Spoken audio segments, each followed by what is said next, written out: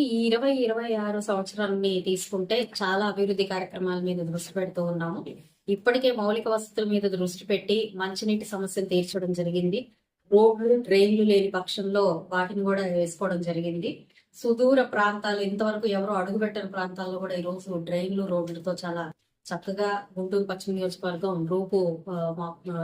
రూపకల్పన జరుగుతూ ఉంది. అదే విధంగా ఈ 26 మనం తీసుకుంటే స్కూల్స్ మీద ప్రత్యేకమైన దృష్టి పెట్టడం జరుగుతుంది. అదేవిధంగా వీధి కుక్కల మీద ప్రత్యేకమైన దృష్టి పెట్టడం జరుగుతుంది. మౌలిక సదుపాయాల విషయంగా మరి అనేక మంది కమ్యూనిటీ హాల్స్ అడగడం జరుగుతుంది. మరి పార్కులు కూడా అభివృద్ధి చేయాల్సిన అవసరం ఉంది.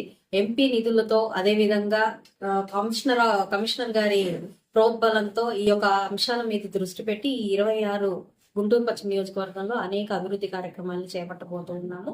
ఇక ప్రత్యేకంగా మహిళల మీద దృష్టి పెట్టి వారి సాధికారత, అదేవిధంగా వారి ఆరోగ్యం మీద దృష్టి పెట్టి ఆ అంశాలను కూడా తీసుకొని క్యాంపులు కానివ్వండి, లేదు అని అంటే క్లస్టర్ రూపంలో వాళ్ళకి బిజినెస్ డెవలప్ చేసే విధానం కావచ్చు, ఇలాంటి అన్ని అంశాల మీద కాన్సన్ట్రేట్ చేసి women development and women health మీద కూడా ఈ 2026 ని ఫోకస్ చేయాలి.